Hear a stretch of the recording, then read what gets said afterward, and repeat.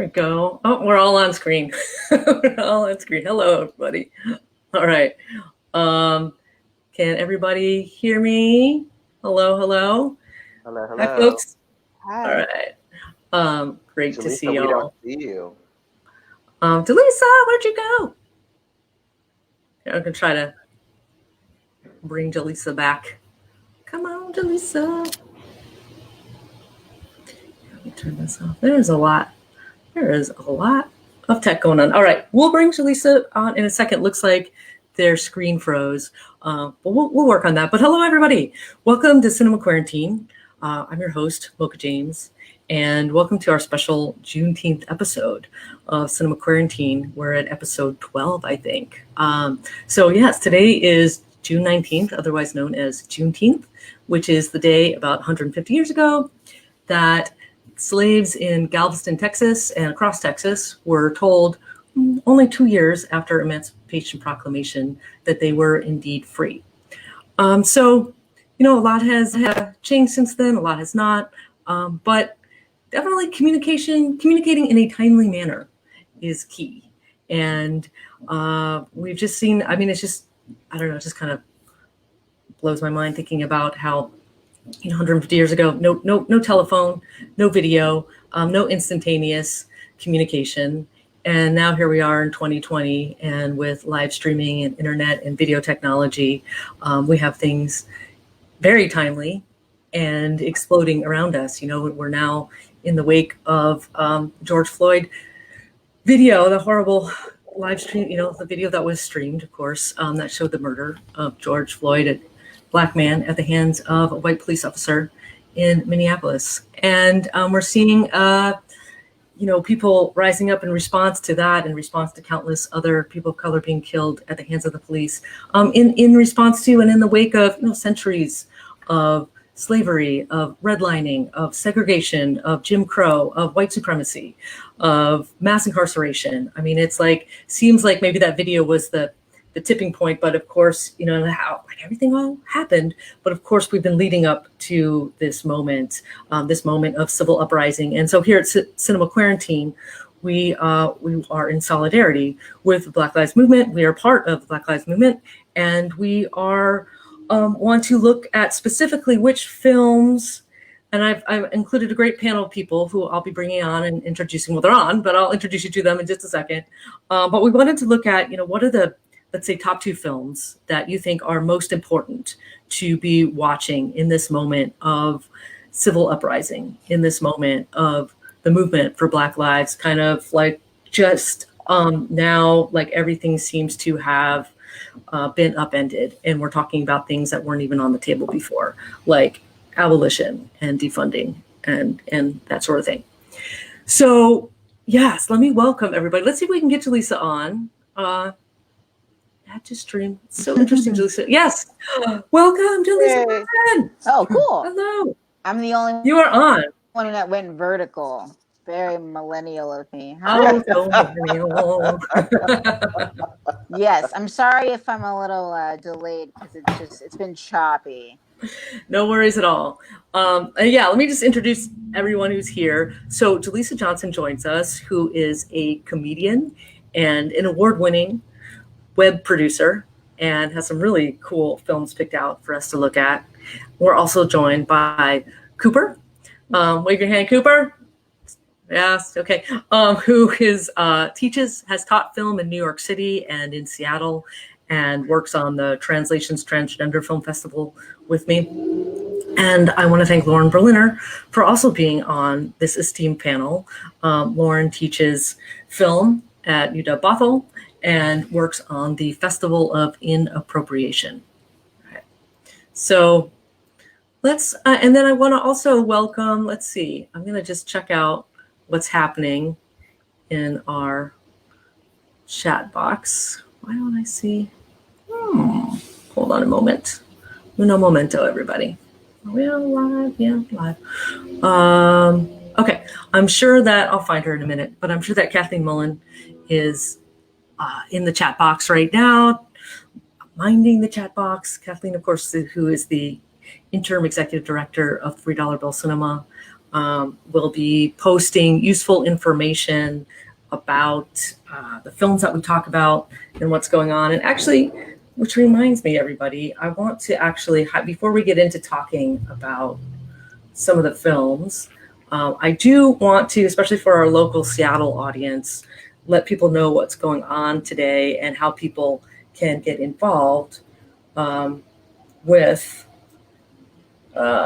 supporting the movement for Black Lives. So I'm just going to do a little share screen here. Second. There we go. Okay. And I guess when we do that share screen, we push off one person. Oh, that's interesting. No, Jaleesa, I think Jaleesa just disappeared. Somehow I think when that happens, Jaleesa disappears, but that's okay. I mean, it's not okay, but we'll fix it. I mean, that's okay. All right. But there's a lot of events going on around Seattle today for Juneteenth. The port has been shut down by the Longshoremen Union all along the West Coast in support of Black Lives Matter movement. And we've got various marches and rallies happening. Actually, right now in Judkins Park from 1 to 4 is a Not This Time rally. And I've got this posted here. Kathleen, if you can see that, maybe you can post some of those other events as well. And I'm also just going to bring up a slide here that talks about how people can specifically help the cause by donating money. You can, if you're in a position to do that, please donate to Black Lives Matter Seattle. And there are 2 links there. Black Lives Matter Seattle, King County. One link to donate to the bail fund and one link to donate to the organization as a whole. And I'll be pulling up that link throughout the show as well as a banner at the bottom. And then there's also another great local organization, Trans Women of Color Solidarity Network, more of a network than a solidarity. But those folks they have a GoFundMe set up, and you can find that through that link, or just do a Google search on Trans Women of Color Solidarity Network. And then donating to Black-owned businesses. And we've got a couple great aggregate sources. The Seattle Rep and The Stranger have put together a list of Black-owned businesses that folks can contribute to.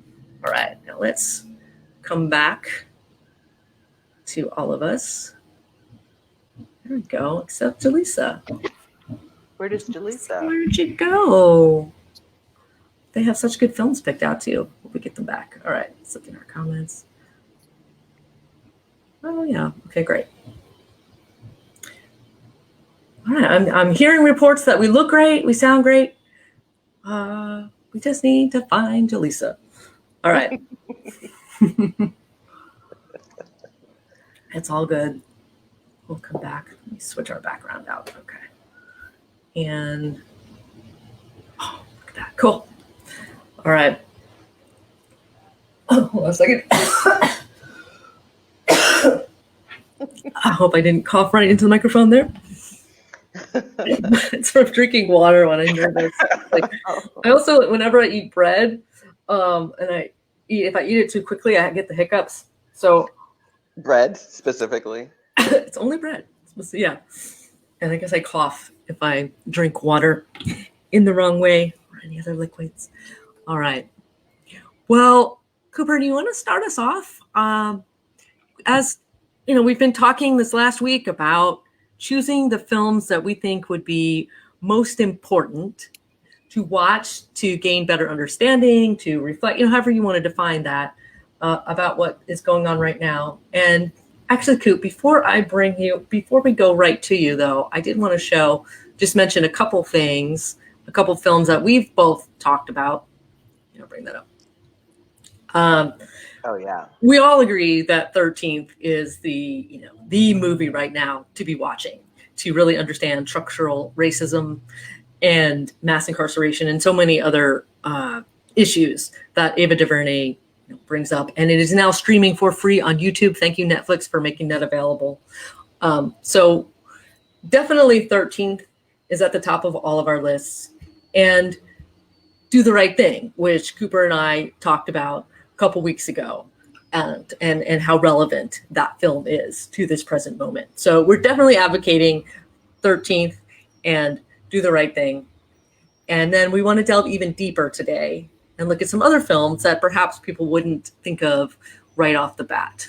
All right, we're coming back now. I see Jaleesa. Yes, and I can actually hear you in real time now. This is Oh, amazing. I don't know what happened. Yeah. Yeah. You guys' encouragement in general. The good vibes worked. It's, we're all just learning this stuff together. Nice. Yes. Learning in real time, learning in public. What is that? Like we used to talk about learning in public? Yeah. I like it. It's a first for me, but I like it.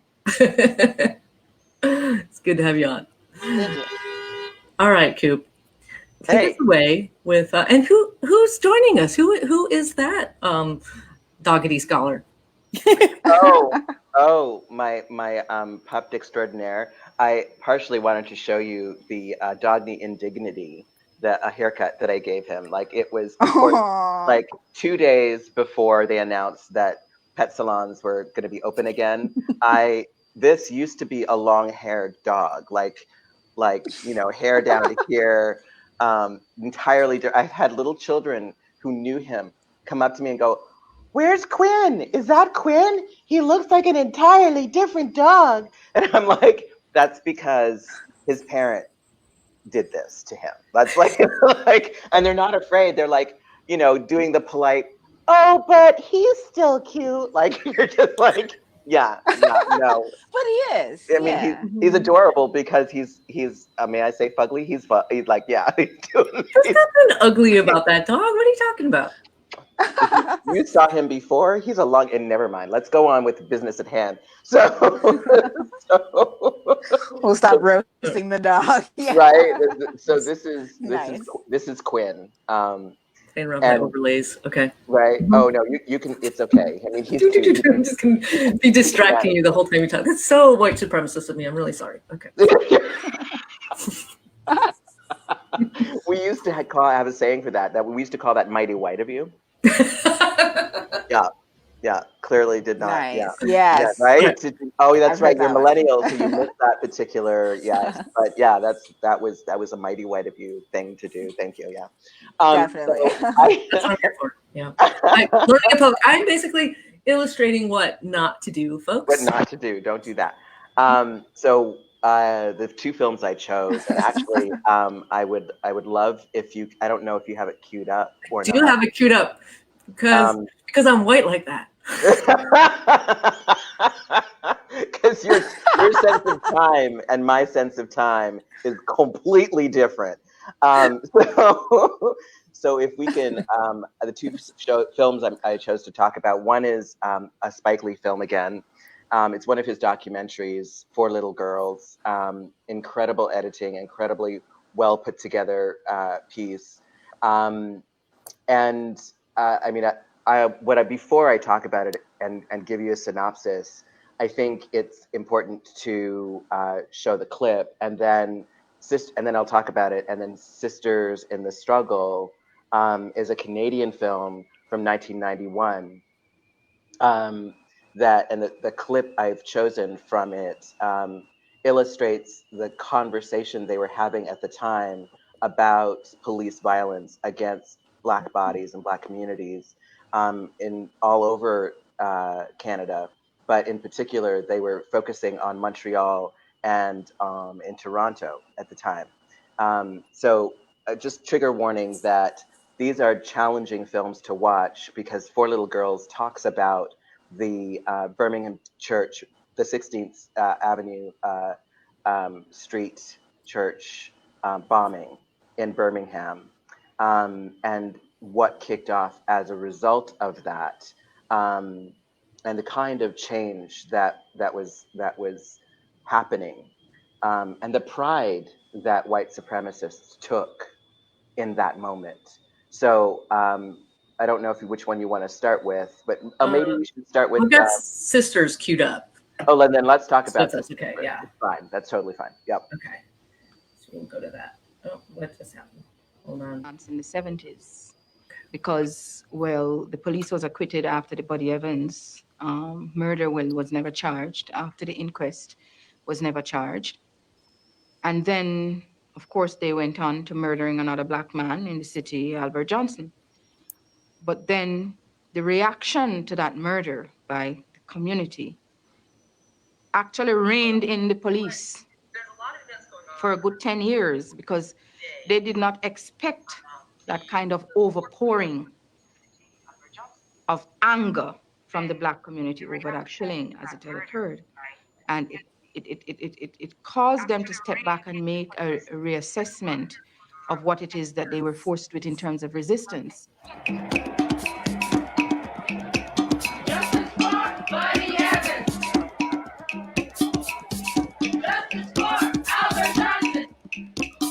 And then we had the murder of Lester Donaldson, and then soon after that, there was Wade Lawson within a month.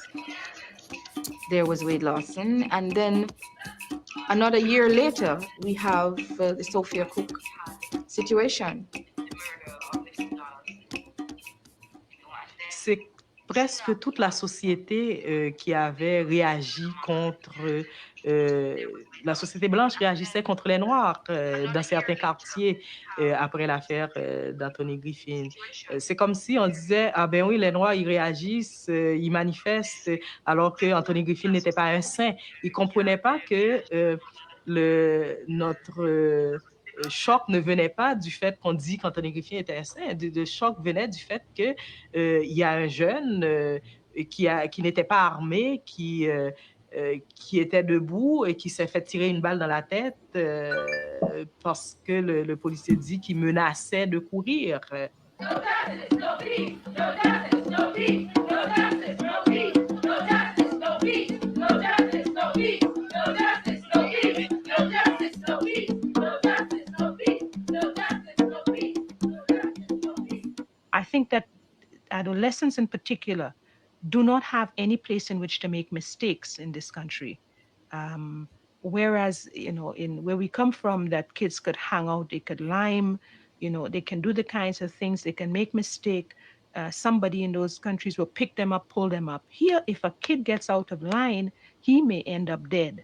Last November, when Michael Wade Lawson was killed, I mean, there was sort of, it was out in the suburbs where, a lot of people live out there. They figure, well, racism doesn't touch me out here. I mean, hey, life is safe and secure out here. And yet here he was, a black child out there in the suburbs, and he was shot, killed by a police officer, right? And so it's like, it's sort of all coming around saying that, really, you are not safe anywhere you go. When I heard that Sophia Cook was shot, I thought, fuck, here's something else. Because so far, all the shootings have been black brothers. And we were always there for that. But there was never a woman shot, in this kind of situation, and recently. And I just found all this anger coming up from all the other stuff. I'm saying, on top of everything else, they're fucking shooting us down now, too. Come here, young guy.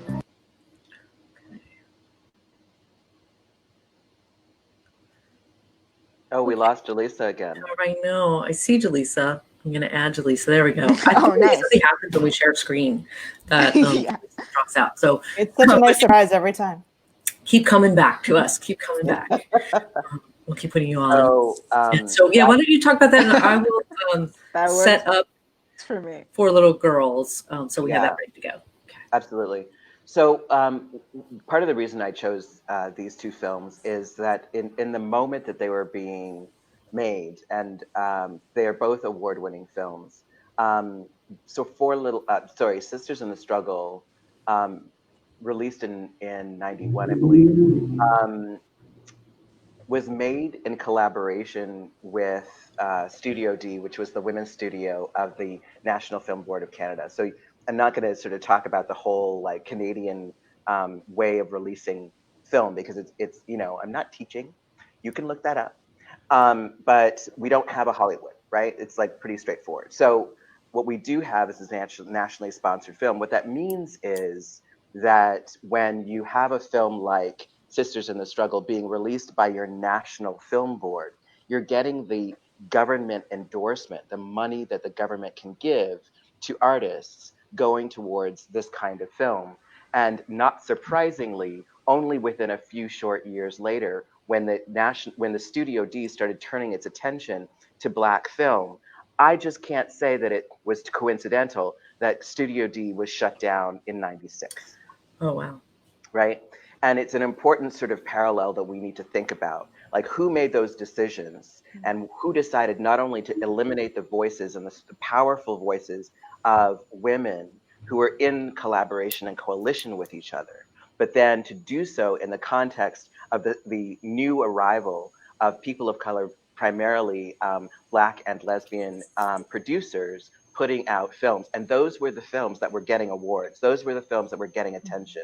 This brought the NFB back from a failing space to a space that was that people were suddenly interested in again, right? And that could really talk to everybody in the street, because they were no longer just doing talking heads documentary or just doing artist experimental work. And those have value.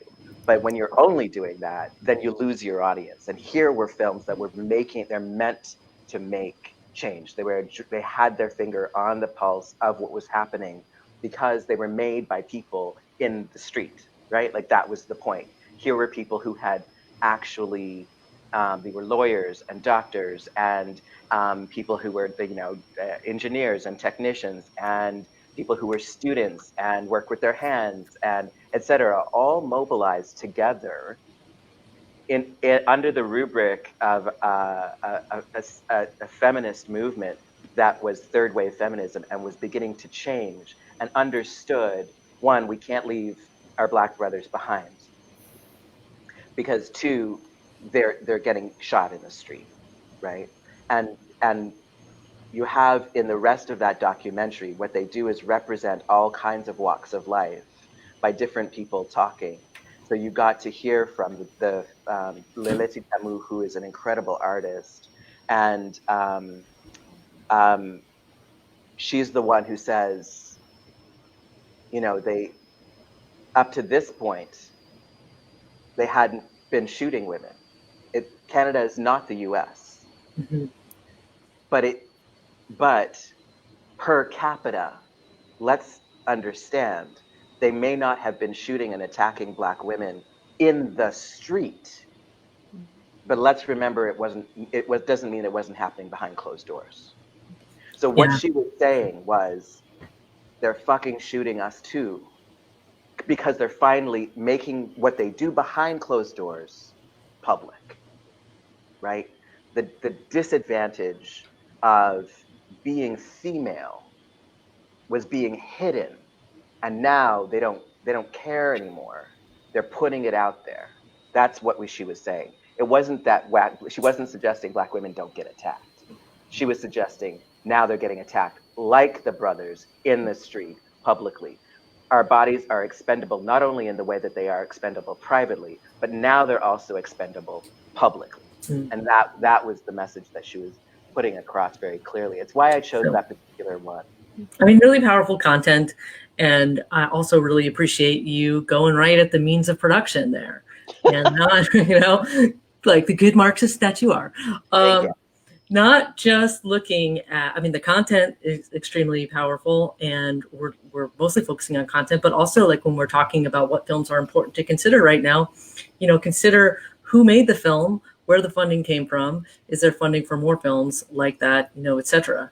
And it's interesting. I think if we look at our master list that we have, that I know Kathleen is publishing, I think it's in the comments above, we really debated, like, some of these films are important. If they're not directed by a Black person or a person of color, how does that change our relationship with the film, right? Really important questions to have. But yeah, I'm really glad you brought in Sisters in the Struggle. And why don't you tell us a little bit about Four Little Girls? Well, actually, I have that set up, and I think you did talk about that one. Oh, yeah, go ahead, Lauren. I just want to note something you said when we were prepping for this call, Coop. You talked about how one of the reasons you chose this was because you didn't want people to think that Canada is this place you can just escape to, right? That was a powerful comment that you made. Yeah, I mean, Don't want to having been, lose. I'm also foregrounding my awareness because I'm Black Canadian. Mhm. But I can't tell you how many times I've heard, right, like from everybody all the Mhm. time, and don't think I haven't thought it too, like, and particularly in this moment where I'm like, I'm just gonna go home now. I'm just gonna Mhm. cross the border. I got my passport. I'm gone. Bye. Peace out. One, I've lived in the U.S. for 20 years, and I don't know at what point you begin to become American. But as somebody who's lived here and paid taxes here, um, I can't. I'm not allowed to vote, but what I can do is talk. Right? I can open my mouth, and and it would be, I think, egregious for me to. He sees a dog. I think it would be egregious for me to not, one, speak out, but two, um, to suddenly just disappear, right? Mhm. Like if I want to retire, sure, but while I'm here, do the work, because I can't just take off to go to Canada and expect that it's, one, going to be that much different, although it is significantly different, that Mhm. suddenly it's going to change, but two, um, that I have done my duty, Mhm. right, to make change where I live, where I am, in my own communities. Um, I mean, that's incredibly important. So yeah, I didn't want to give anybody the illusion, and that this is not happening. And Like Black if you, Boys on Mopeds. Makes me think of the yeah, Sinead O'Connor song. Of course, we're talking about absolutely. London, not Canada, but No, but I mean, same sentiment. it's incredibly important, parallels, right, that are going on, and that, as you're bringing that up, that there were riots in the areas of Brixton and uh, why can't I bring up the names now? Of course, um, London, well, in different Manchester, parts, Manchester, different parts. Tottenham. I'm Yeah, just thinking of exactly. like, Oh, so you have them, all of the well, different areas. we have London, we have Manchester because of the song from Hair, and Tottenham because Adele's from there. So And they happen to be accurate. That's hilarious. And then the Brixton riots as well, but that were famous, and that burned the city for days, um, because people, and the destruction of property. This comes up all the time. This destruction of property that is your own property comes out of a sense, like, think of that as a reflection of the depth of trauma and the statement that needs to be made in relation to you. You have been prevented from speaking for so long that by the time you open your mouth and the band-aid comes, or the bandage comes off, and you're allowed, and the gag is out, all you can do is scream, right? Like, that's the point. So when we talk about looting, no, I mean, I can't endorse destruction of property, particularly small businesses. But and we talked about this, Mocha, in our last conversation. But I do understand it. I'm not going to condemn it because I understand where it comes from. Um, yeah, so I know it. I know we have a lot to talk about, and we're kind of meandering. Maybe, I don't know if you want to talk about the next film. yeah, I can. Why don't we look at? We'll just look at a minute from the prologue of Four Little Girls. It's such a powerful Yeah, film. yeah. So let me bring that one up. Okay. And Jaleesa, if you're out there, come back. We miss you. Jaleesa's restarting her router. Okay. Oh wow. Okay. Right. And I'll just get this started in, and Kathleen, that was great that you posted that link. If you want to do that again, I can post. That. Right.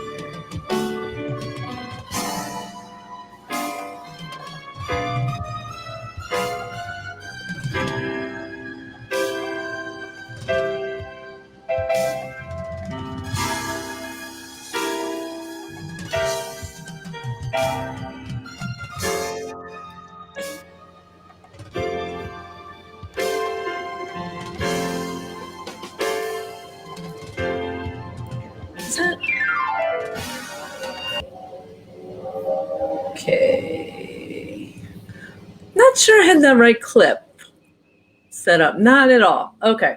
That was somebody providing music to the prologue for Four Little Girls. Okay. That's what that was. All right. So we get to see some interesting archival pictures. I think that's what we have for Four Little Girls. But that's okay. We can still talk about it. I mean, I first saw this film when it came out in 1997, and it has really powerful interview. Why don't you, if you can summarize the film for us, Coop, and then we'll jump in. Yeah. So I Sorry about can that. actually. No, it's fine. I can, if you need the link to the full film. It was really the first a few minutes of the film, because what I wanted to make sure happened was all four of those little girls' names were sung by in the intro. But anyway, so I'm going to do a little bit of looking up and bring back the names of those little girls. Or Lauren, actually, do you have access to Wikipedia? Yeah, I'll do that. In front of you? Yeah, that would be I can actually, yeah, I have it. Okay, so the point is, as well, is the parallel between those two clips was that they were also calling out names, right? And being able to call out the names properly and lament and sing and mourn together. Thanks, Lauren. So we have Addie Mae Collins, and we have Carol Denise McNair, and we have Cynthia Wesley, and we have Carol Robertson. Little girls who were in their, they were tweens, right? That's what we would call them now. Who were going to church. And it's really a telling of the story of the family's lives. The parents are interviewed. The mothers in particular, are to outlive your child is never, I can't even imagine, right? But they outlived their children because their children died in such an atrocious, violent, heinous, cowardly attack that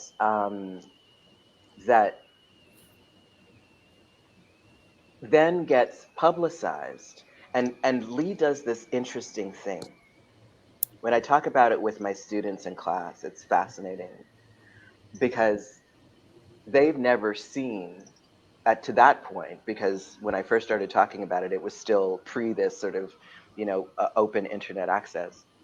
But if these little girls had been white little girls whose bodies got mutilated by these bombs, you would never have seen their naked, bare-chested bodies, right? Prepubescent, pubescent girls on display in the newspapers for the nation to see. And the newspapers were doing their damnedest to make sure people understood that story as heinous. And yet, still didn't have the awareness to not display Black female bodies in the way they would never attempt to do for young white female bodies. A young white female body is that pillar of the untouchable, right? At that point, certainly that sexist term means that that's an inaccessible body. That is our precious, and they would never have done that. But these bodies, as horrible as the papers made sure they told that story was, they also took these shots. They got the shot. These were, I was shocked. So when we get to see it in the film, Lee doesn't go in on the bodies, doesn't do the prurient view, doesn't invade that space, just lets us see that that's happened and moves on quickly. But he does include footage that the families weren't thrilled about. Because in interviews they talk about how they understand why he did it, and that you needed to have that certain element of that graphicness. Sure. but he lives with that decision to do that. Sure, so part of, I mean, it's a shared decision between him and his editor and his producer, and Sam Pollard was the editor for that film, and he's a brilliant guy, and what he did was borrow from a third cinema editing, a kind of experimental editing. So we end up with a documentary that's really rich, that's controversial, that says what it needs to say. No, the families actually weren't necessarily happy with all of the decisions that were made, but they were overall. This was also, you can also see comments from them historically that say that was a fair and just and thoughtful representation of the moment. There are going to be people who are not, like, it's a documentary. There are going to be people who are unhappy about how they get represented. And let's keep in mind, these are not media savvy individuals. This is the loss of their children. It's going to be hard to do. I'm not justifying all the choices that Sam and Spike made, but I am suggesting that there is no great way to tell this story, and this is one of the best versions of it I've seen, and that it resists a simple narrative consumption, that you can watch it again and again and again and take in different aspects of it, is also part of the beauty of that film. There's a movement that both of these films belong to, that's a Black art cinema movement that suggests that, it resists the idea of typical consumption and says, Black bodies are not meant for your convenience or pleasure. These are stories we're telling. If you happen to want to watch, great. If you don't, kind of fuck you very much. This is the story I'm telling, right? And I'm telling it in a way that resonates for me and for those people who really want to watch. And we'll watch again, and we'll watch deeper, and we'll watch not passively. Like, that's the point. Like, it's not a passive watching experience. It's so interesting how for so many decades, the reliance on photographic visible evidence has been central to Black liberation. And it's sort of like this tension between objection and display and violence to Black bodies on the one hand, and then evidence of what's happening out of sight of the people who are, not immediately there. And oftentimes the visible evidence is produced by bystanders who could have intervened, or I'm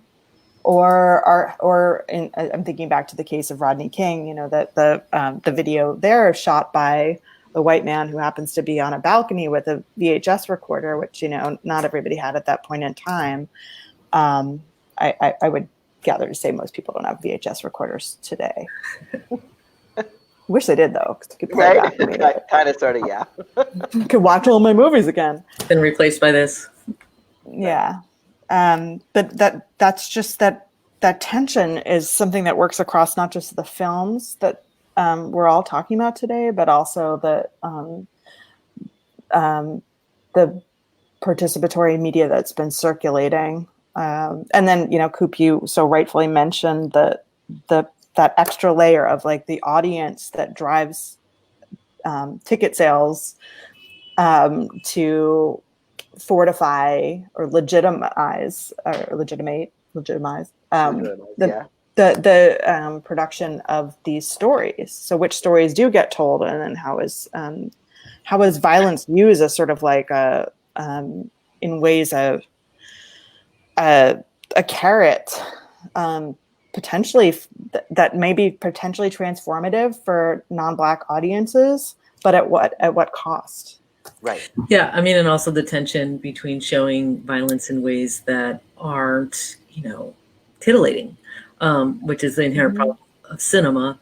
But I mean, I'm just thinking about, like, I don't know, we were maybe late, we were talking about roots in our pre-show conversation, and that film of, like, what it meant to show the brutality, but it's still That's always a difficult, if you want to show the actual brutality of slavery, let's say, how do you do that in a way that isn't purient? Mm-hmm. Right. That is sensitive, that actually communicates. I mean, it's part of what I love about. I can't remember whether anybody's talking about 12 Years a Slave. Yeah, I was thinking that too. Yeah, yeah. Okay, when we get to it, it's those moments, right? So are we going to bring back? We're going to try. Is Jaleesa okay? Is she having like? She just texted again. No luck yet. Keep trying. Keep trying. Oh, poor Jaleesa. I'm so sorry, Jaleesa. Sorry, Jaleesa. So I don't want to take up all the time, and we have wonderful films to talk about. We could. I'm tossing it back to you, Mocha. Yeah. Here, you know what? In the studio. back to me in the remote. 12 Years a Slave does seem like a good. This seems like a good pivot point for that, though. Let's bring that up, shall we? There we go. Yeah, 12 Years a Slave, which came out in 2013, directed by Steve McQueen, and for which Lupita Nyong'o won an Academy Award for Best Supporting Actress. You see her on the right-hand part of that screen. And I chose this film as one of the films that I think is most important for right now, because I think it's one of the rare films that actually gets at the grotesqueness of slavery, not simply for its brutality, but because that brutality was so everyday.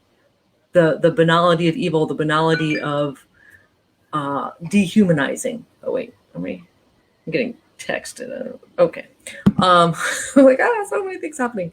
I always have to check my phone because sometimes it's telling me we can't hear you. Okay. Yeah. And so just the I don't know, it was like, it just feels like you're on an acid trip watching this film, but of course you're not on an acid trip. This is actual reality. And I just, I'll pull up here. Let me come back to All of Us, and I'll pull up a clip for that. And have to, we can't, that's the PowerPoint. So then I'm going to bring up the clip. But while I'm doing that, maybe what was y'all's first experience with this film? Quickly, Cooper. Oh, no. Just because I want to show the clip and then hear more of you talking. Okay, so the scene that sticks out to me most, and I don't know if it's one that you're going to play, is the one that comes to mind that I was thinking about, was the one where he's hanging, and you can see the children come out. The mistress is staring out, and then you can see the children come out in the background, and nobody can come and help him. Nobody can come and help him. They're all witnesses, and they're not allowed to intervene, right? I'll leave it there, but it is a powerful scene where he's desperately fighting for his life. That is, and I tell you what, like when I was choosing which clips to show, I really, because we're showing everything so we are providing context, but at the same time, obviously we're not watching the whole film. And I wanted to avoid just showing the all-out brutality, whether it's the shooting scene in Fruitvale Station or the whipping scenes in 12 Years a Slave, because I just really don't want to, add to people's pain, right? I just want to be sensitive that these are injurious images. Right. And so I do have this set up. Let's take a look at this. Is at one of the auctions that we don't see ahead in this clip, right before this clip, but we're in this really nice estate, and there's a chamber orchestra playing, and there's lovely food set out. It's very genteel, very lovely, and we're selling human beings. This is what's happening. All right. Let's get into this one. Here we go.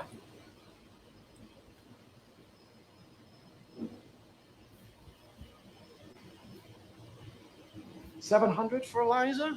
My fairest price? You will accept the note. Please, Of course, sir, from you, Mr. do not Ford. divide my family. Do not take me unless you take my children. Eliza, quiet! You will have the most faithful slave in me, the most Liza. faithful slave that's ever lived, but I beg that you Your do price not for the boy. separate Yes, the boy. us. please. Stop it. I will give you something to cry about. Randall, come forward. Come. Now, you see how fit this boy is. Like ripe fruit. May I take your stick a moment? Observe this, Randall. Jump, run. Very good. Higher. You see this? Very likely. He will grow into a fine beast. 600 for the boy. Fair and final. Done. Superb. A moment, please. Mr. Ford. Please. Eliza. How much will it be now? If you have no use for her, one so young will bring you no profit. No. I cannot sell the girl. No, there's heaps and piles of money to be made from her. She's a beauty, one of the regular bloods. None of your thick-lipped, bullet-headed, cotton-pecking niggers here. Child. For God's sake, you're not sentimental in the least. My sentimentality extends the length of a coin. All right. Now we're back. That scene reminds me of a scene out of Kubrick's Clockwork Orange, where they're, beating the prisoner, interrogating the prisoner, but meanwhile, like they're just like eating tea and crumpets. Oh yes, hello, welcome, come right in, and it's just that I just don't think we have, as a people, as a country, whatever, have really dealt with the true horrors of what it means to own human beings and how that has just damaged everything from that point on, and just how normal that is. And no, like 150 years actually isn't enough time to get over that. Right. There was a recent set of commentary. I want to say that it was Noah who did it. When he was talking about, actually, it was a Late Show. And in any case, it was the idea of saying, what it means to get over that, right? And you have 400 and whatever years, right? However you want to count that, at least 400 years of slavery. And then you have Jim Crow, and you have lynchings, and you have segregation, and you have et cetera, et cetera, et cetera. And every turn, you're being told, that was that many years ago. That was, the civil rights movement was 60 and 50 years ago. And so just get over it. Like we don't use hoses anymore. Yeah, but you use tear gas, right? You use flash bombs, et cetera, et cetera. So you use guns in the street. This black man was able to be murdered, and these series of people are able to be killed in the street because there is a perceived idea of immunity, that it's not going to matter. There's something about 12 Years a Slave that, because you asked about our first impressions of the film, and just watching that scene again and seeing Paul Giamatti in there.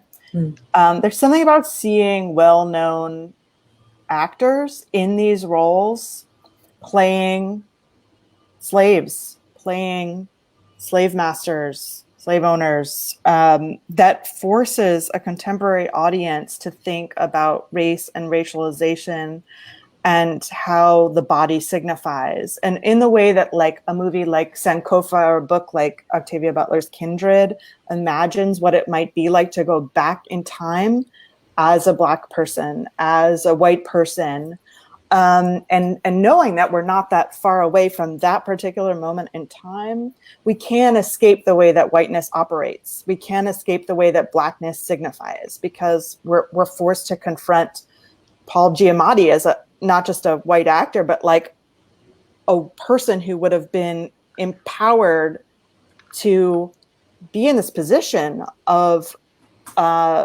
oppressing, abusing other people. And as a white person watching that, it's one of those moments that I'm grateful for in cinema, where I am, have to sit with my whiteness in an historical framework, not just a contemporary one. Yeah, we're also seeing Benedict Cumberbatch in that scene, who most American viewers know as Sherlock, Sherlock Holmes, and as the good guy, and then it's like, ooh, like really, wow, here he is in that, like similar to that move in Sergio Leone's Once Upon a Time in the West when Henry Fonda, right, plays the villain, or it's like showing, what's his name, bosom buddies guy, Tom Hanks.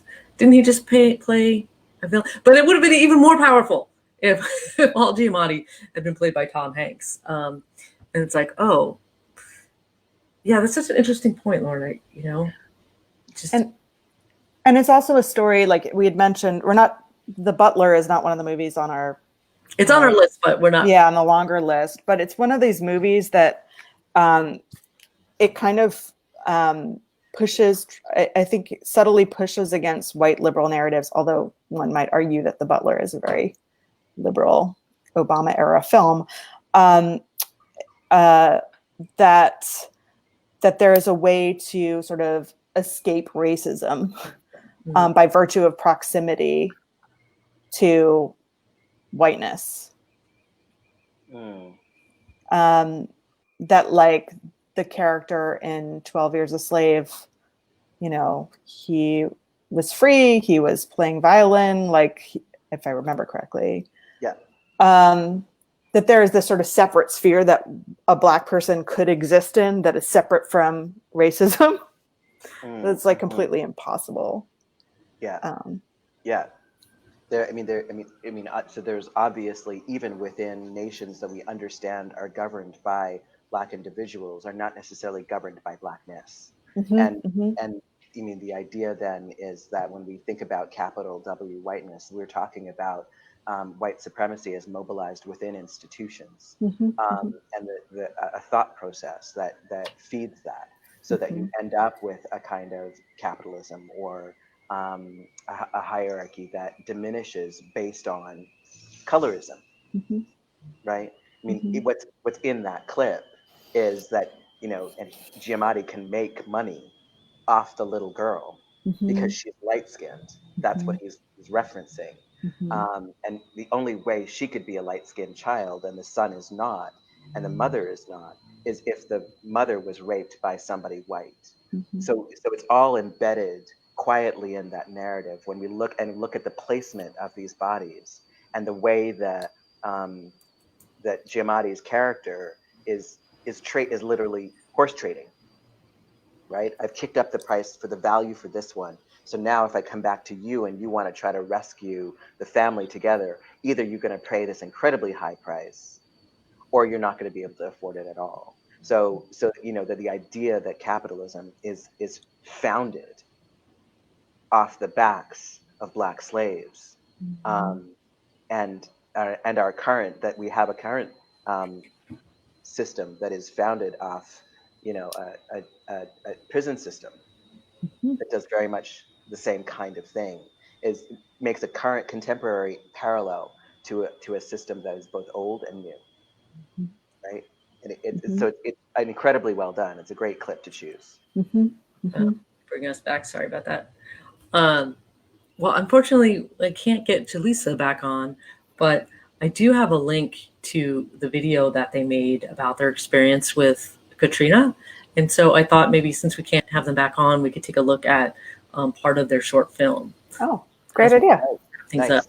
Okay, nice. So hats off to you, Jaleesa. Let's take a look at your excellent work. All right.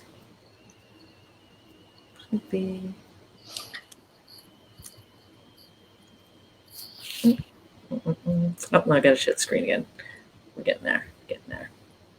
Jaleesa is also, if you're not already aware of Jaleesa's work, she's got a great podcast. It was formerly known as the Rachel Maddow Show.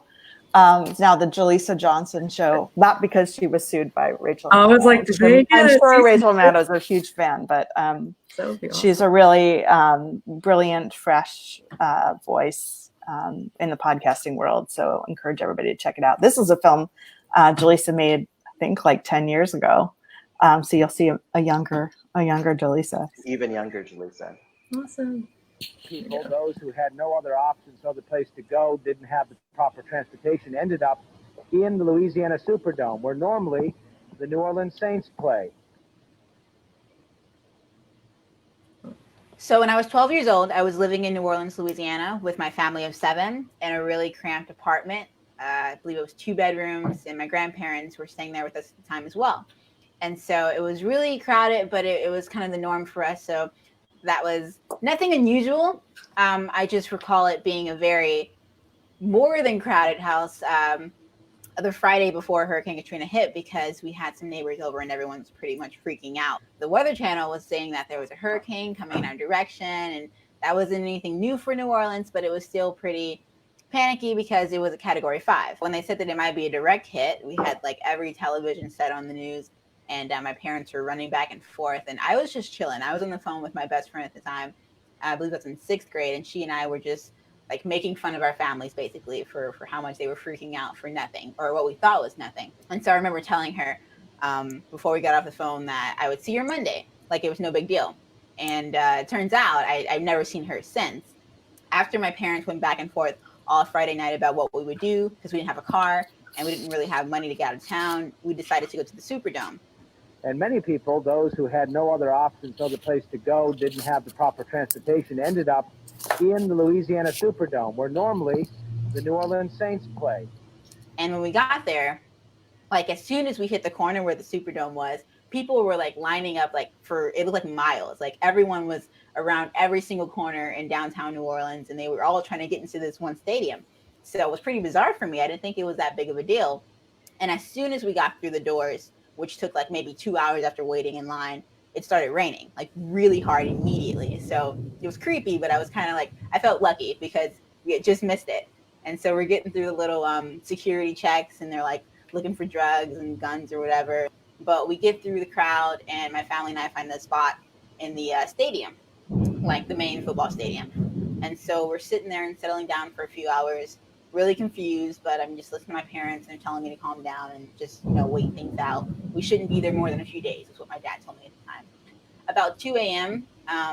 The next morning, it started to rain through the Superdome. So we didn't see like any major packs or anything, but I guess it was just, the rain was that heavy, it was seeping through somewhere. And so it started raining through like the ceiling of the stadium. And then we like started hearing some sirens. And it sounded almost like a train siren, so like a really, really heavy horn. And everyone at the time in New Orleans or Louisiana in general knew what that meant. So it was actually tornadoes that were coming to us.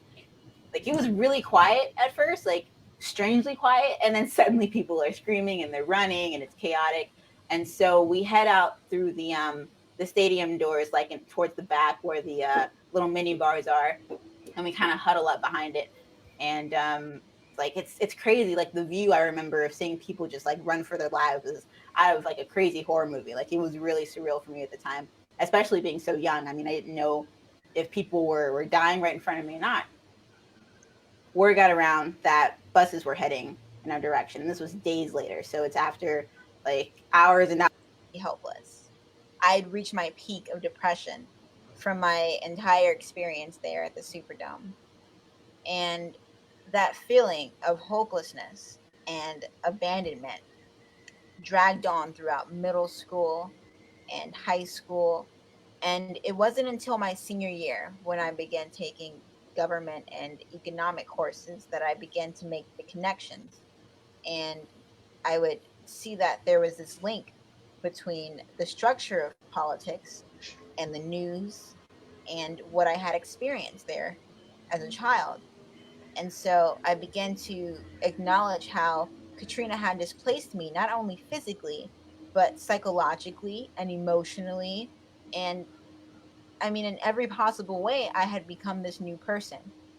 As I began to wake up and acknowledge that this political world around me affects my life in so many direct ways, I became more engulfed in the news and current events. And I have become this news junkie, so to speak, because I always want to be connected and aware of what's happening in the world.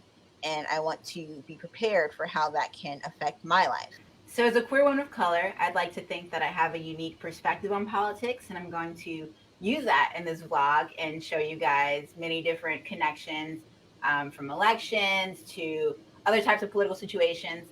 And if you stay tuned to Demo Crazy, I hope that you would appreciate that interesting perspective and find some way to apply it to your life.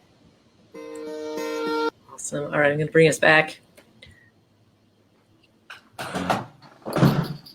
Wow. Oh, wow. So, Lisa, I wish we could have you on. I have questions and want you to talk more about your work. Wow, that's incredible. So that's what got them started on their podcast journey, huh? And their web production. And I talk about, using media in ways that taking ownership of your representation and your message in the media. It's a powerful clip to end on. I wish Julissa were here. You should text us, Julissa. If you can do the chat. I'm just saying. Anyway. Where are you, Julissa? I do also want to invite folks who may be watching, as we're coming to a close, if there are films that are on your mind that you really want to lift up and put a spotlight on, please do post them. It's always interesting to see what folks come up with. I can bring up some of our other graphics. Let's see here. Share that with us. That, if we had time, we'd be looking at Fruitvale Station, which is an incredible film. Lauren was going to talk about that one with Michael B. Jordan. And should we wrap up just with like a couple words about it, Lauren? I just want to say maybe a quick word about it. So Fruitvale Station tells the story of the murder of Oscar Grant III, who's a 22-year-old man in Hayward, California, who was killed by a police officer on the BART train in the Bay Area. He's played by Michael B. Jordan. I taught this film. I worked with this film in a class that I teach that is not a film class. It's what's called interdisciplinary research class. So most of the students in there were had not declared majors, and they would go on to declare other majors, most likely, other than anything media related. But we use this film as the core text, or the only text really, for our class to start drawing research questions out of it. And my class was about 24 students, primarily non-Black students, and a good third of the class were international students who were students from East Asia. And I screened the film, and this is a film that came out in 2013. I screened it the year it came out. And I had expected the students to have some familiarity with the content, or, just, I guess as someone who has been more immersed in sort of conversations about police brutality and the Black Lives Matter movement, expected the students to sort of jump in and contribute to that conversation. But I guess I shouldn't have been surprised that the majority of the students actually had not sat with a story or an experience of someone being murdered by police, and had not, or if they'd considered it, not considered it for long periods of time. And the movie asks you to think about this man's life prior to the incident. So think of him as a full person outside of just what a clip shows. And the clip of Oscar Grant being shot was circulated 500,000 times in 4 days when it happened. So it was, and I think it was one of the most circulated videos of police brutality against a Black person, like since Rodney King, like of that kind of circulation, and led to protests and riots.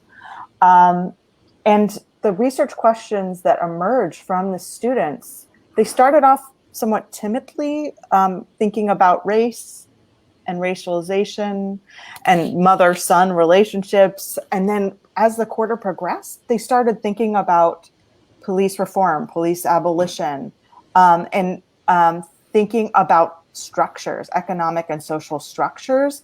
So in that sense, I don't think that really had much to do with my teaching at all. I think it had more to do with the power of this film. I think it's complicated and it, in its representation of both Oscar Grant and Black life in the midst of gentrification, for example, in Oakland and Hayward. But it was really catalyzing, I think, turning a bunch of students into really thoughtful, critical thinkers against or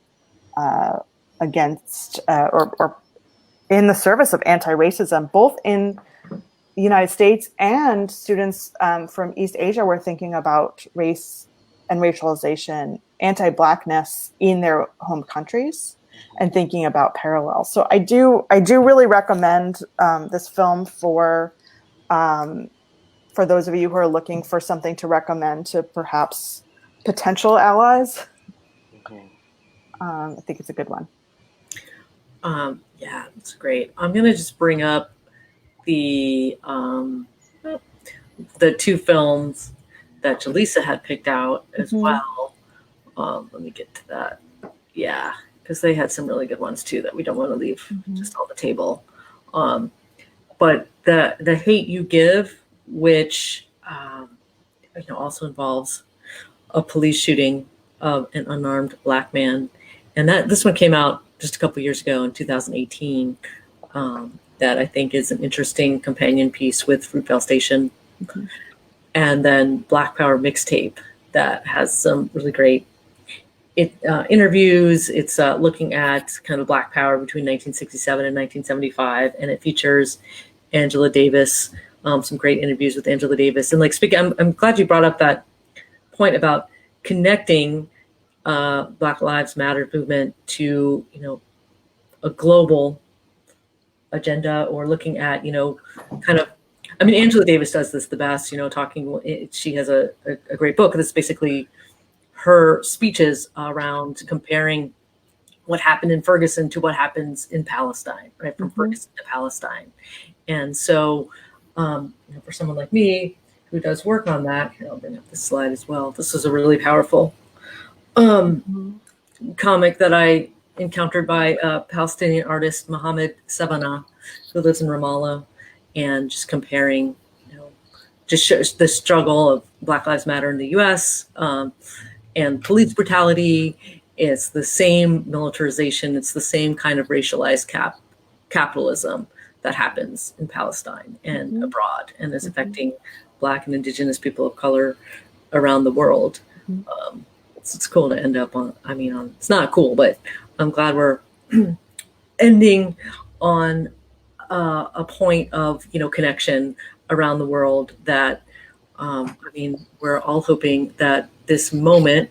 Stop sharing the screen there for a second. Is not just a moment.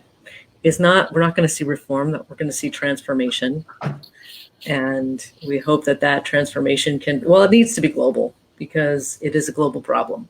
It is a global issue. So, yeah. There's one thing I did want to sort of add at the end. I also watched two films that I think are interesting because they're available on Prime now. They're two documentaries and sort of docu-narrative. One is Happy Birthday, Marsha, and the other one that I really enjoy is Marty. Is which one? Marty. And because I bring them up because they both talk about the involvement their involvement at Stonewall. And here is not Marty, Marshall. And Marshall was at Stonewall, but it's interesting that she says it's not the most important work I've ever done or do. What I do now, which is work around Black trans justice and healthcare, and making sure that street brutality does not happen, that private brutality of Black trans bodies does not happen. That's the work that she says is most important now. Yeah, thank you, Coop. Here, I'll pull up the background.